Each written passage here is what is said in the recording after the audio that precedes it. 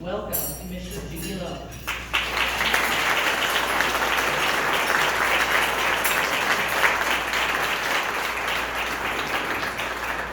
Can everyone see me behind this podium? I'll stand on my tiptoes. Well, as we always do, we'll start out with doing the numbers. There are 88,000 real estate licensees in Arizona. 88,000. About 67,000 of those 88,000 are active in the trenches, hopefully working at real estate every day.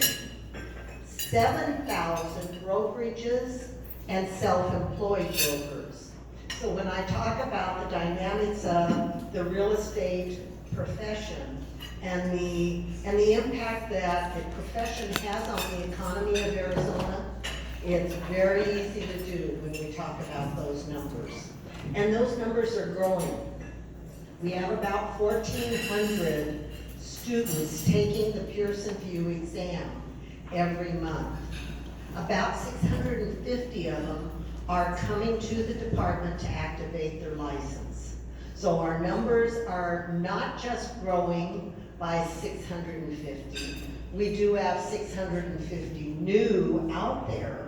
However, we are also seeing attrition. Those who have decided that they're going to get out of the business. So we've been at just under 88,000 for about 4 or 5 months now.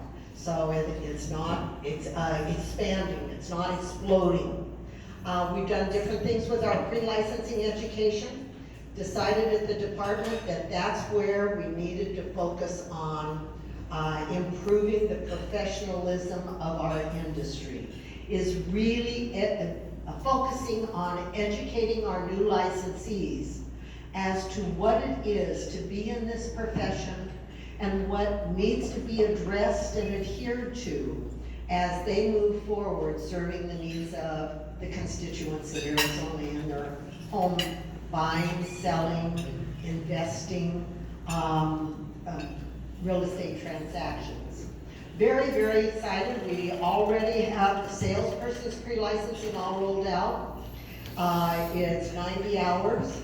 Started January 1st based on the new curriculum. Only the new curriculum can be taught now by our licensing schools. And it can be taught online or 90 hours in the classroom. We did move toward one Pearson VUE exam. No longer is there a national and a state specific. It's one exam, 180 questions, requires a 75% pass-fail rate.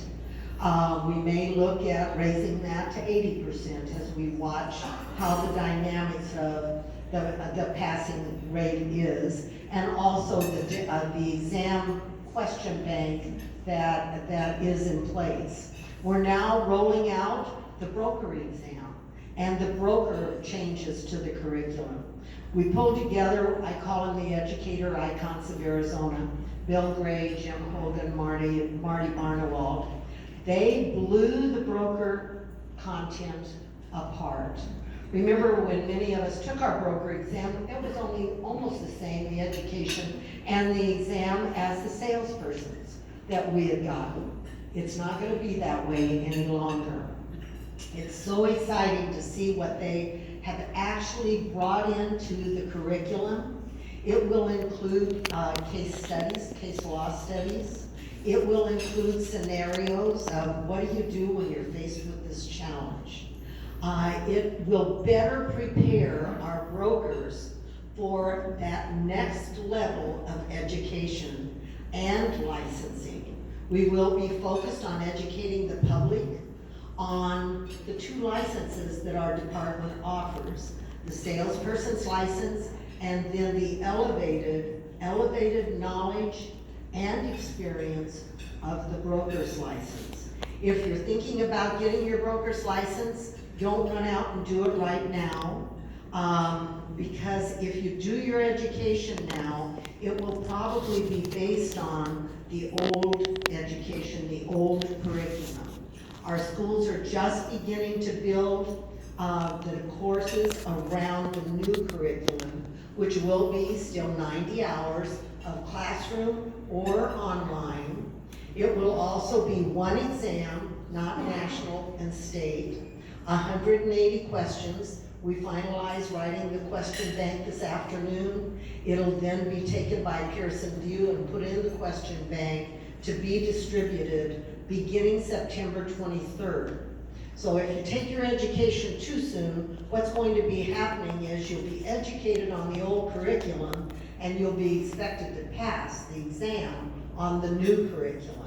So don't run out and enroll yet. Wait until, I would say, the first part of September, and then think about really elevating your knowledge as well as your license designation.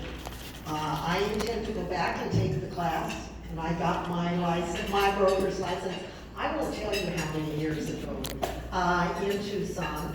But I'm really excited about studying those case laws and really looking at being able, as a real estate licensee, to add value to that value proposition that we bring to the real estate transaction for our buyers and sellers. You know, when we look at all the changing business models that are going on out there, and I've heard about many of them here this morning, we won't go into the details, and of course we never ever mention the names of those companies in our discussions. But there are many changing business models.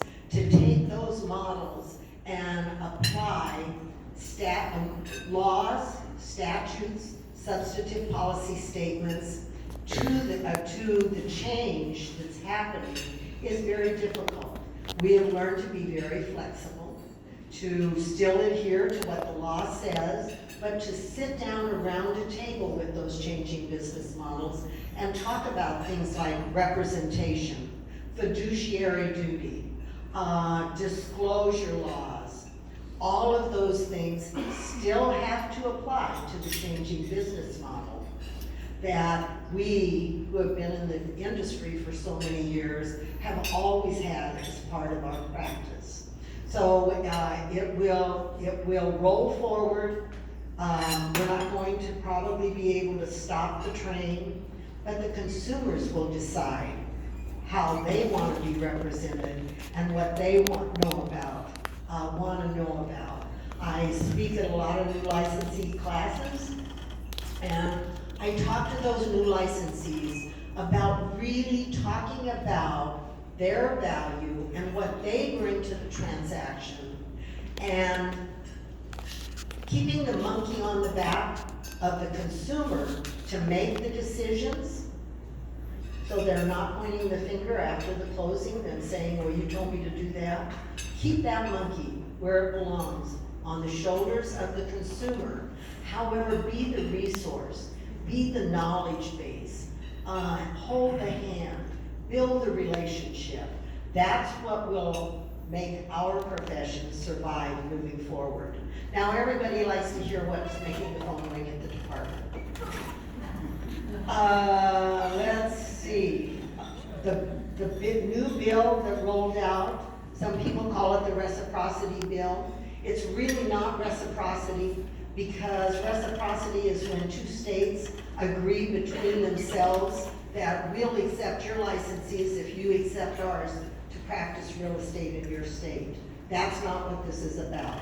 So take the fear outside of you and put it on the shelf, because that's not what this bill is about. This bill, and it does not become effective until the end of August. I think it's August 27th.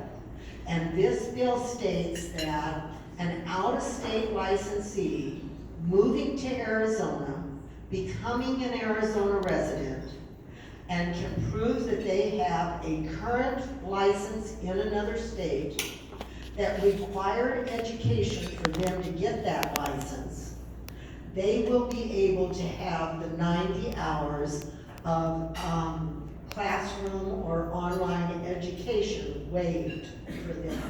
That's really the only change as it applies to real estate that will be put into effect. They still have to pass the exam. And as I like to say, you might not be able to pass the exam if you haven't gone to the 90 hours of education. And now it's all new education. All of our education is specific to the practice of real estate in Arizona. The exam will be specific to the practice of real estate in Arizona. Lots around our water laws, lots around our local laws, lots around our contracts, and the ability that we were given in the Constitution by the legislature years and years ago. The real estate profession is the only profession in the country here in Arizona that allows a real estate licensee to write a legal document in the purchase agreement and the addendums. Usually attorneys must be involved. Here in Arizona, that's not the case. We have been given that authority in our Constitution, and we want our profession to protect that by getting good education and showing the world that we are professionals and we can continue to write those contracts. So the criteria will require residency, it will require passing the exam, and we're trying to make it require that it's still, for a salesperson, requires the 6 hours of education, because that's independent of the pre-licensing education. And for brokers, it will require for the out-of-state licensee the 9 hours of broker management clinic. We're going to try and push the envelope a little bit.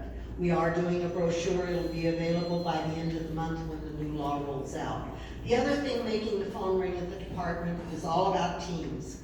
And I only have a few minutes left, so we won't go into the details of teams. Whether you're a team leader, a team member, or you interact with teams every day, we've got to get some clarity around this team situation. Not to say it's all being done wrong, but many times the teams are not adhering to the laws of Arizona that are in the law book. The laws, the statutes, the substantive policy statements. So let's remember that if we're the team leader, the employing broker's name, not the designated broker's name unless the company's named the same as the designated broker, the employing broker's name must be loud and clear and prominent in every piece of marketing that a team or any other licensee in Arizona uses to generate business. That means open house signs. If they're a directional arrow that says open house, the information doesn't have to be there. If it specifies one person's name and phone number, who is a licensee, or the number of bedrooms and the price, the employing broker's name must be there. And it must be the employing broker's name as they're licensed at the department. So it can't be a balloon. It has to indicate underneath there exactly what the name of that company is, according to the Department of Real Estate. It must also include, if there are unlicensed assistants, they are not members of the team because they don't have a real estate license, but they may support the team. They're the support of the team. And if they are being included in group advertising or on the internet as part of the support for the team, it must indicate that they are unlicensed. The public must know when they're working with a licensed individual and when they're working with an unlicensed individual. Let's remember that unlicensed assistants cannot be paid from the close of escrow, the escrow funds, the commission. They can only be paid hourly or as employees or independent contractors.